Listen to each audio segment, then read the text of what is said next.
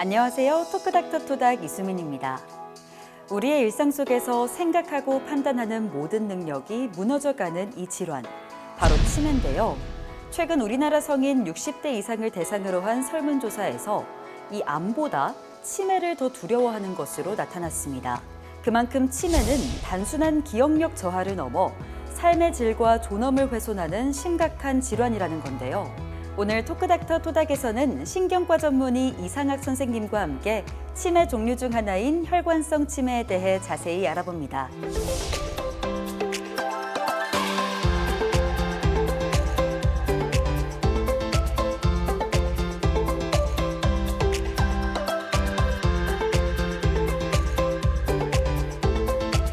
선생님 안녕하세요.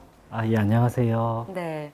선생님, 네. 오늘 이 혈관성 치매에 대해서 네. 얘기를 해주실 텐데 네. 정확히 어떤 질환인가요? 네, 혈관성 치매 하면 생소할 수 있거든요. 저희가 이제 TV에서 드라마에 나오는 모든 치매가 사실은 알츠하이머 치매를 말합니다. 그래서 혈관성 치매 같은 경우는 우리나라 이제 치매 발생률 2위고 대부분 이제 뇌출혈이나 뇌경색 후에 발생하게 됩니다. 그래서 결론은 이제 뇌혈관이 손상이 오면서 머리에 이제 피와 산소가 공급이 안 되니까 뇌가 망가지게 되고 그 뇌의 기능이 떨어져서 발생하는 인지 장애를 혈관성 치매라고 합니다.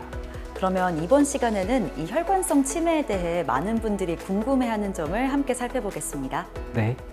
궁금증 모아 베스트 3 시작합니다.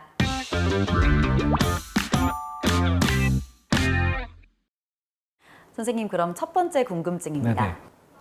혈관성 치매의 초기 증상은 무엇인가요? 처음에는 어떤 증상들로 한번 의심해 볼 수 있을까요? 그래서 혈관성 치매는 아까 말씀드린 것처럼 뇌출혈, 뇌경색 후에 발생하거든요.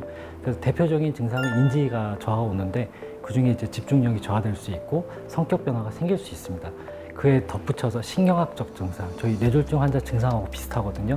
예를 들어 걸음걸이 장애가 생기거나 아니면 소변 조절이 안 되거나 이런 식으로 증상이 처음에 나타나게 됩니다. 그래서 이렇게 여러 증상이 나오기 때문에 특히 과거에 뇌졸중이 있거나 혈압, 당뇨, 이상지질 혈증이 있는 환자 같은 경우는 꼭 진료를 한번 받아보는 게 중요합니다. 제가 알고 있는 치매는 사실 알츠하이머병이었던 것 같은데 네네. 그렇다면 바로 두 번째 궁금증이 연관이 돼 있거든요. 혈관성 치매와 알츠하이머병은 어떻게 다른가요? 우선 알츠하이머병 같은 경우는 이제 아밀로이드 물질이 이제 독성 물질 머리에 쌓여서 서서히 머리가 이제 위축이 오고 머리가 망가져면서 생기는 병이고, 혈관성 치매 같은 경우는 뇌혈관에 따라서 주로 이제 급성으로 오는 치매입니다. 그래서 증상도 다르고 발생 시기도 다르고 치료도 다르기 때문에 전문의를 만나서 정확한 진단과 치료가 되게 중요한 병입니다. 생각보다 네. 많은 차이가 있는 완전 다른 질환인 거네요. 예, 맞습니다. 네. 그러면 이 혈관성 치매랑 알츠하이머병이 동시에 발현될 수도 있는 건가요? 네, 당연히 이제 같이 올 수 있습니다. 전라북도 지역상 좀 연세 있는 분이 되게 많이 오시거든요. 특히 이제 남자분이고 여러 가지 혈압, 당뇨, 고지혈증이 있으면은 동시에 올 수 있습니다. 그걸 혼합성 치매라고 하고 알츠하이머 치매랑 이런 혈관성 요인이 같이 와서 혈관성 치매도 같이 올 수 있습니다. 그럼 이어서 세 번째 궁금증인데요. 뇌졸중 후 기억력이 떨어지면 무조건 혈관성 치매일까요? 이 질문인데 네네. 뇌졸중을 앓고 난 다음은 네. 꼭 혈관성 치매로 이어지는 걸까요? 꼭 그렇지 않습니다. 그래서 저희가 아까 뇌졸중 같은 경우는 혈관이 손상이 와서 머리가 이제 망가지는 건데 그 부위가 인지와 관련 없는 부위도 있고, 그리고 오더라도 뇌 손상이 다 오는 거 아니기 때문에 대부분 1년 내에 보면은 거의 대부분 한 40% 이상에서 회복이 됩니다. 저희가 남성분들이 혈관성 치매가 유일하게 많거든요. 여성분들 같은 경우는 생존 기간이 더 길기 때문에 알츠하이머가 많은데, 남성분들 많은 이유가 흡연 그리고 음주가 되겠습니다. 그래서 이런 금연하고 음주만 하더라도 이렇게 혈관성 치매를 낮추는 데 큰 도움이 됩니다. 혈관성 치매에 관한 궁금증 많이 해결되셨나요? 지금까지 궁금증 모아 베스트 3였습니다.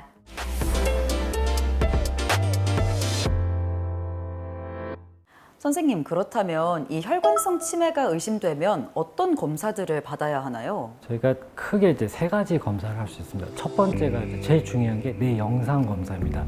사실 이럴 때 MRI는 또 많이 궁금해 하시는 게 의료보험이 됩니다. 그래서 MRI를 찍으면 뇌혈관이 어떤지, 뇌 손상이 어떤지, 그리고 과거에 뭐가 지나갔는지도 알 수 있습니다. 두 번째로 할 수 있는 게 신경심리 검사입니다. 그 검사를 하면은 내가 이제 또래에 비해서 어느 정도 인지가 뭐 기억력, 판단력, 집중력, 언어 능력, 시공학 능력이 어느 정도 떨어지는지 딱 그 퍼센트가 나옵니다. 그리고 세 번째 검사로는 혈액 검사입니다. 그래서 혈액 검사를 통해서 고지혈증이 있는지, 당뇨가 있는지, 아니면 비타민 중에 B12가 떨어지는지 이런 것을 볼 수 있습니다. 그래서 이런 검사를 세 가지를 종합해서 혈관성 치매가 있는지 없는지를 판단해 볼 수가 있습니다. 네. 보험도 되고 사실 네. 절차도 그렇게 복잡하지 않으니까 네. 증상이 막 뭔가 의심된다면 바로 병원부터 찾는 게 가장 좋겠네요. 네, 맞습니다. 이게 나는 평소에 되게 건강했고 건강검진해도 뭐가 이상이 없다. 근데 이런 분들이 결국은 약간 심장이 안 좋아서 부정맥이 있을 수 있다가 갑자기 쓰러져가지고 안 좋은 경우가 많거든요. 그래서 조금이라도 뭐가 증상이 있으면 이렇게 뭐 생각보다 간단한 절차고 의료보험도 되기 때문에 오셔서 상담하시면은 미리 예방할 수 있습니다. 그러면 딱 진단을 받았다면 네네. 치료는 어떻게 진행되나요? 이게 치료는 크게 이제 보면은 세 가지로 나뉘거든요. 첫 번째 치료는 제일 중요한 게 이제 혈관인자 관리입니다. 그래서 고혈압, 당뇨, 이상지질 혈증을 조절하는 게 제일 중요하고 저희 항혈소판제나 아니면 부정맥이 있으면 항의고제 복용하는 게 이렇게 뇌경색, 뇌졸중 예방하는 데 제일 중요하고요. 두 번째는 저희가 할 수 있는 게 생활습관 교정입니다. 그래서 저희가 생활습관도 이야기를 드리고 있고 또 중요한 게 이제 금연. 제일 중요합니다. 금연 되게 중요하고 그리고 이제 술 드시는 거. 저희 술 드시는 것도 되게 금주하라고 저희 설명드리고 있고요. 그렇기 때문에 쓸 수 있는 약이 이제 콜린 에스터레이즈 이니비터. 저희 흔히 쓰는 기억력 약이 있거든요.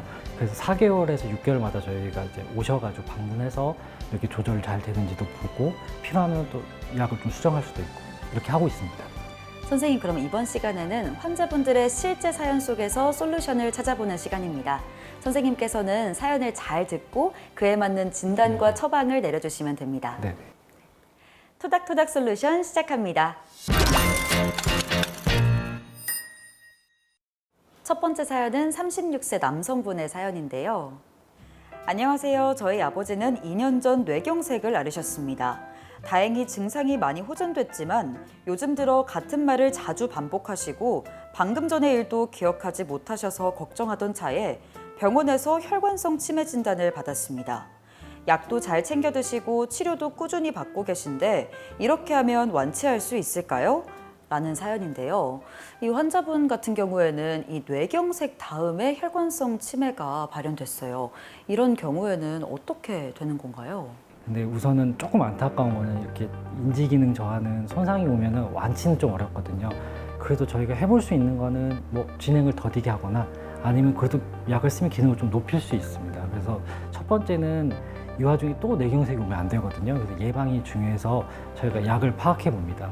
그런 걸 먼저 조정을 해서 재발을 막고 두 번째가 이제 생활 습관에 따라서 그래도 조금 뭐 예를 들어서 운동을 하게끔 좀 설명도 드리고 그리고 식단도 이야기 드리고 세 번째 할 수 있는 게 아까 혼합성 치매가 있을 수 있거든요. 이럴 때 아까 말씀드렸던 콜린 에스터레이즈 이니비터를 쓰면은 오히려 2, 3년 안에 조금 좋아질 수 있습니다. 그리고 나빠지는 것도 더딜 수 있어서 저희가 한번 이렇게 치료를 해볼 수 있을 것 같습니다. 치료법은 많으니까 네. 완치보다는 좀 예방에 초점을 두고 맞아요. 이제 경과를 봐야겠네요.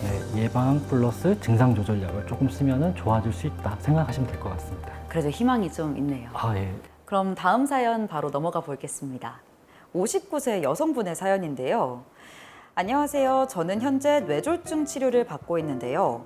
뇌졸중 후 치매가 올 수 있다는 이야기를 들어 너무 무섭고 막막한 마음이 듭니다. 치매를 막기 위해 제가 꼭 챙겨야 할 점이나 일상에서 특별히 신경 써야 하는 부분이 있을까요? 라는 사연입니다. 이 환자분 같은 경우에는 특히나 이 불안감과 걱정이 가장 클 것 같아요. 혹시 뇌졸중 이후에 예방하려면 어떻게 해야 되나요? 네, 이런 경우가 외래에서 되게 많습니다. 제일 중요한 게 뇌졸중 예방이 되게 중요하거든요. 그래서 제가 혈소판제 쓰고 저희 고지혈증 약도 조절하고 그리고 저희 혈압도 관리를 제가 해드리고 있다. 그리고 두 번째는 대신 이제 환자도 본인의 역할을 해라. 환자분의 역할도 제가 강조하고 있고요. 그리고 저희가 또 세 번째 해볼 수 있는 거는 사진을 보여드리고 이게 뭐 위험도를 좀 알 수 있거든요. 머리 위축 위험도를 보고 그 위치도 그렇고 해서 걱정하지 말라 그렇게 이야기를 드리고 있습니다. 그래서 이런 것 때문에 저희 머리 영양제를 되게 많이 사다 드시거든요. 생각보다 그 약이 큰 효과가 없을 수 있어서 담당 의사랑 꼭 믿고 가시면 절대 잘 안 걸릴 수 있을 정도로 예방할 수 있습니다. 치료할 때 되게 오해하는 게 의사가 다 하는 게 아닙니다. 저희가 조절할 수 없는 것들 그리고 저희에게 조절을 해드리는 거고 환자가 하는 역할이 있거든요. 같이 발맞춰 보조를 하면 의사의 역할, 환자 역할 같이 하면은 이런 예방을 할 수 있습니다. 많은 도움 되셨나요? 지금까지 토닥토닥 솔루션이었습니다. 선생님, 그럼 이번 시간에는 퀴즈를 풀면서 재미있게 혈관성 치매에 대해서 알아보는 시간입니다. 건강상식 능력고사 시작합니다.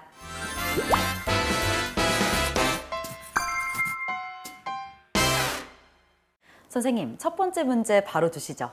네, 첫 번째 문제입니다. 혈관성 치매는 유전되는 질환이다. 그렇다면 O 아니면 X를 선택해 주세요. 제가 생각했을 때 이 유전적 요인보다는 선생님이 앞에서 계속 생활습관 개선을 강조해 주셨잖아요.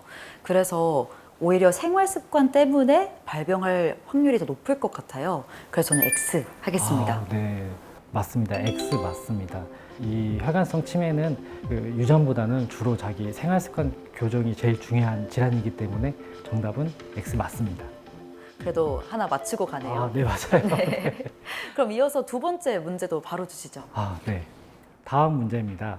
고혈압이 혈관성 치매 위험을 높인다. 그렇다면 O 아니면 X를 선택해 주세요. 혈관의 부담을 굉장히 키우는 질병이잖아요. 그래서 혈관성 치매가 결국 혈관에 문제가 생겼기 때문에 발병하는 거라 맞을 것 같거든요. O 하겠습니다. 네, 맞습니다. 저희가 이제 같이 이야기한 보람이 있는데요. 저희가 이렇게 설명드리거든요. 고혈압이 저희가 아파트도 오래되면은 수압이 높은 파이프 망가지잖아요. 그래서 나이가 들면은 혈관벽이 딱딱해지고 혈압이 높으면은 자꾸 혈관벽 손상을 일으키기 때문에 고혈압 관리하는 게 혈관성 치매 예방에 가장 중요한 치료입니다. 그렇다면 혹시 이 혈관성 치매는 나이를 불문하고 다 생길 수 있는 건가요? 왜냐면 요즘은 어린 분들도 사실 고혈압이 많이 생기잖아요. 제가 이제 걱정이 요즘에 보면은 약간 도파민 터지는 일을 많이 하잖아요. 혈압 당뇨가 많이 생기고 그 와중에 이제 또 다치게 되면은 머리가 손상이 많이 오기 때문에 특히 혈관성 치매는 요즘에는 조금 젊어지는 추세입니다. 그래서 별거 아닌 것 같아도 이렇게 생활 습관을 교정을 하면은 이러한 혈관성 치매를 미리 예방할 수 있을 것 같습니다. 시청자분들은 정답 많이 맞추셨나요? 지금까지 건강상식 능력고사였습니다.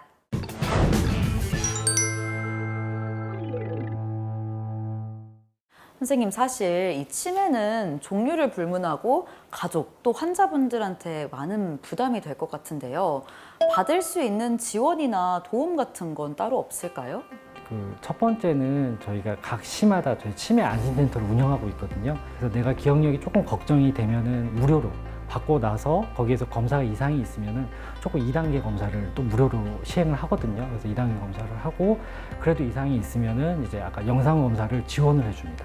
그리고 나서 그리고 또 치매가 진단이 되고 그럼 이제 약값이 부담이 되거든요.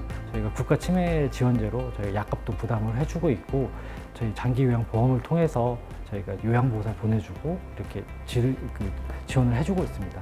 이게 치매가 부모님만의 문제가 아니라 이제 가족들의 지지가 필요하거든요. 그래서 가족 중에 혈관성 치매가 있으면 무엇보다 관심 가져주시고 전폭적인 지지 부탁드립니다. 토크닥터 토닥, 오늘은 이상학 선생님과 함께 혈관성 치매에 대해 궁금했던 점들 얘기 나눠봤습니다. 저희는 다음 시간에 더 유익한 의학 정보로 인사드리겠습니다. 시청해주신 여러분 고맙습니다.